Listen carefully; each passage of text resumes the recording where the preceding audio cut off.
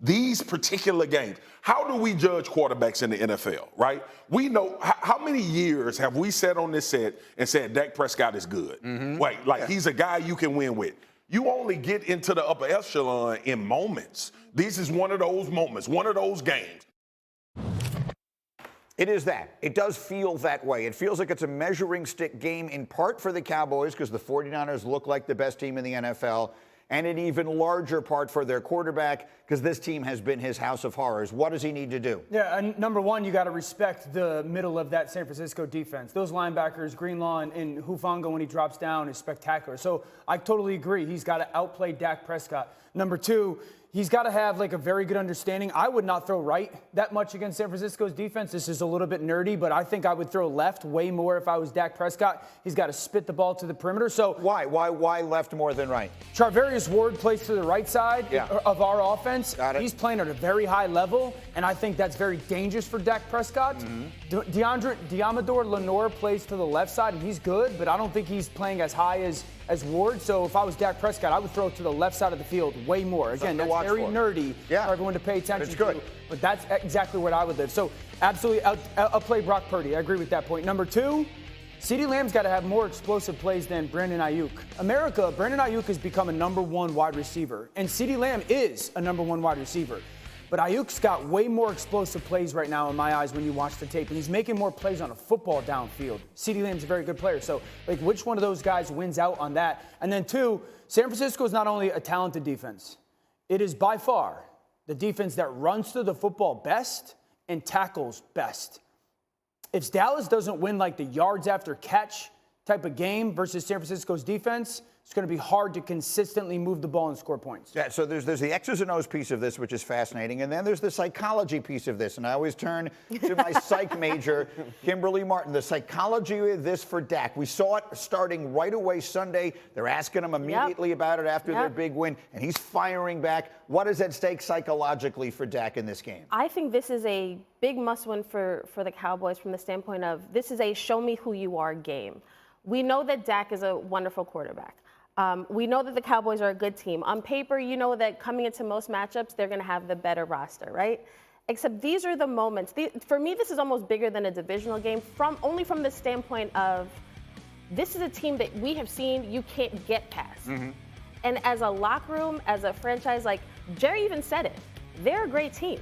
We will see who we are, and we will see who the Cowboys are, because it's not just about regular season anymore for the Dallas Cowboys. They're going to have a good record. That's what always happens. But what are you going to do when you get to the playoffs? And this is a team that has stopped them the last couple of years in the playoffs. I think when you look at Dak Prescott and you look at this offense, they're going to have to run the football too, right? Even it's easier said than done, but you look at the last two matchups, and the Dallas Cowboys haven't had over 80 yards rushing. The San Francisco 49ers have possessed the football 14 more minutes than the Dallas Cowboys. Shout out to Himbo, even though he's a stinky Phillies fan. And then You just called him in stinky? Yeah, Phillies fan. We'll get to that. Yeah, we're going to get to that a little later. But I think from an offensive standpoint, Dak Prescott is going to have to be that guy. And I talked about it, Greeny, this entire summer. Every time we came on here, what does Dak have to do? I don't care about what he has to do, but when it comes to those big moments, that's when I want to care about Dak Prescott.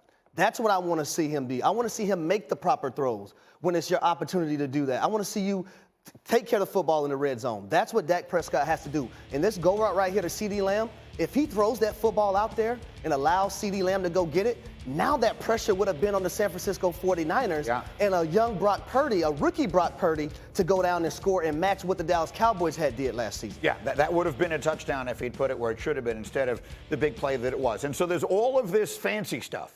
And then there's also the stuff that happens right at the line of scrimmage, which also will go a long way towards deciding this. Yeah, that's, everyone wants to talk to the X's and O's, but I'm going to talk about what really matters most, when playing the game of football, and this is physicality. Obviously, when you talk about physicality, you talk about the trenches, but even more so than that for me as far as physicality, I know we're going to talk about the 49ers defense. You got Nick Bosa, Eric Armstead, Hargrave, all these guys up front.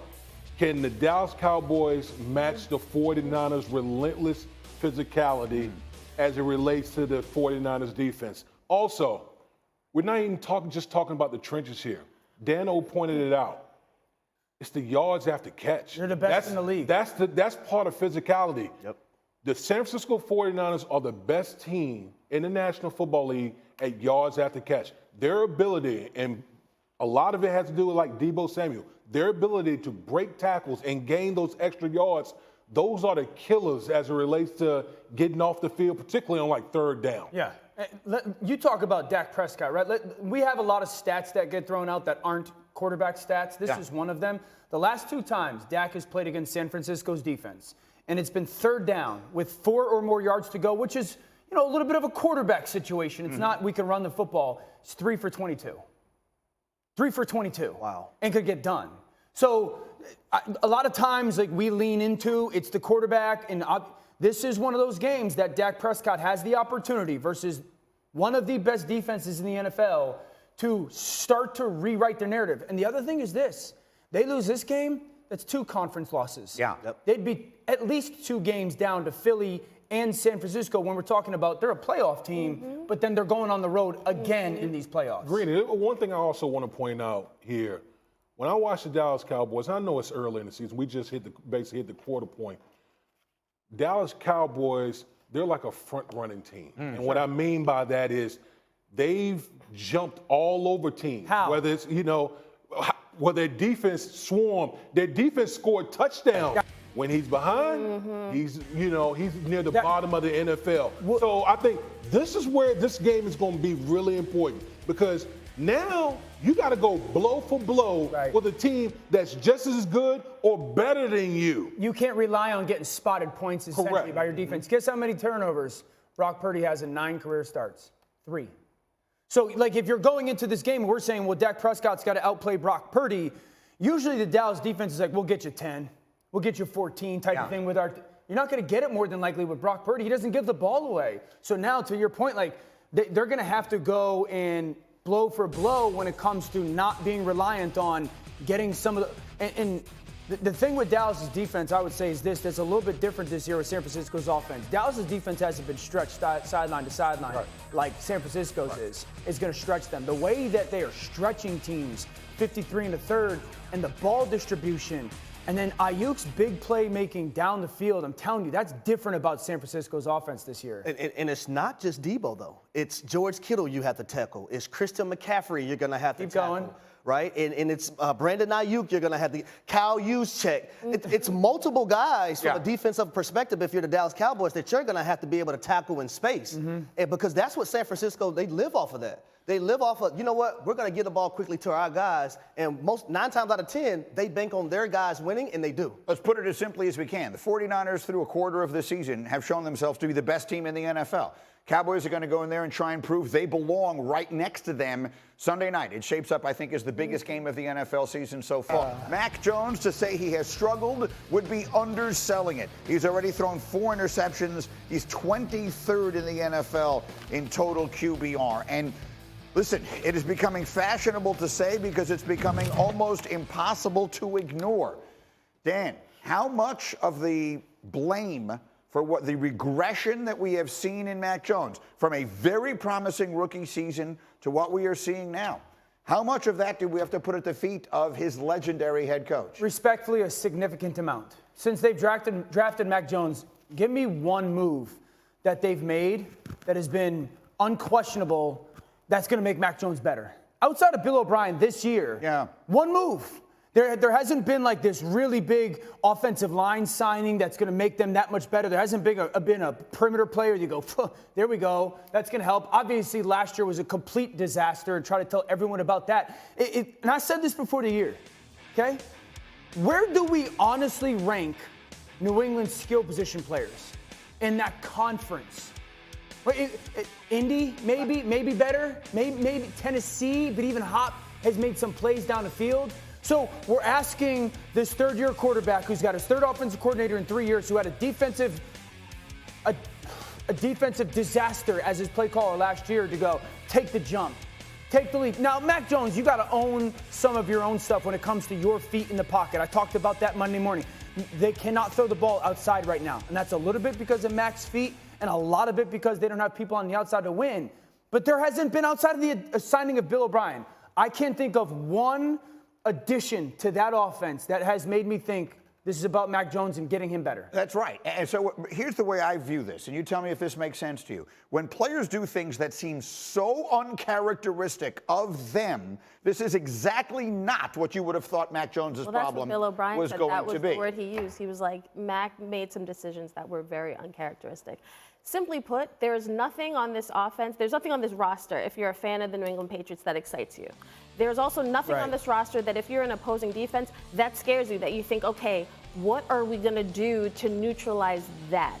And I think Mac Jones, the question of where does Mac Jones go from here? Is he lost? No. He's still a good quarterback. We saw him display that as a rookie. But their season is lost because what is happening in New England can't be fixed overnight. And to me, the Mac Jones piece of this is really just the stepping stone to the Bill Belichick conversation here. Now, look, you started your career playing for Bill, and Bill deserves all the credit in the world. He is the most accomplished head coach in modern pro football history. And you know him better than any of the rest of us, having played for him.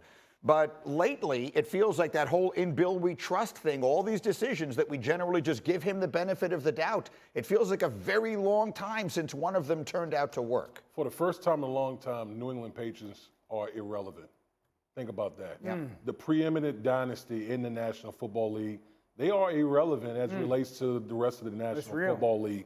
And a lot of that has to do with Bill Belichick, the GM, not necessarily Bill Belichick, the coach. No one can deny, no one can deny his coaching acumen. I've always said he's a football genius, but the GM is killing the coach in Bill Belichick right now. That's literally what someone said to me yesterday. That's literally what's happening in New England. Someone in the league. The GM is killing the coach right now. And we know that, listen, we know he's aiming for that Don Shula all-time winning record, but, I mean, right now, the Patriots, like Daniel, everyone has said, there's nothing on this roster that scares anyone. They're 29. He is 29 wins shy of Don Shula to become the winningest coach in football history. Well, we always talk about how you have to surround these young quarterbacks with talent, right? And that's just not the case when it comes to Mac Jones. And Mac Jones, I'm not going to sit up here and say he had a phenomenal rookie season, but he had a promising one. No doubt. And then when you go into year two, and you would hope that your quarterback would get better and build off what he did in year one, and he doesn't have an offensive coordinator, and then you see what's going on now, and they don't have the skill position players. And I'm going to go to the running back position, right? Right now, Mac Jones is 30th in the National Football League when it comes to targeting his running backs. I'm accustomed to seeing a James White, sweet feet, doing this thing, lining up outside, giving linebackers and safeties hell on a frequent basis. Yeah. Also, I'm used to seeing Deion Lewis, Danny Woodhead, Shane Vereen, these type of guys. Right now, they have Ezekiel Elliott and they have Ramondre Stevenson. Those are guys that aren't built like the ones I just mentioned and named. They're pounders. Let me say something seconds, real quick. Mac has to own his feet. They have to 100%. get better, okay? What we saw against Dallas was a quarterback that is incredibly frustrated with what's going on with his career in New England off of last year. And then you don't have to be a brain surgeon to look around and be like, I don't got a lot of help right now with what I'm playing with.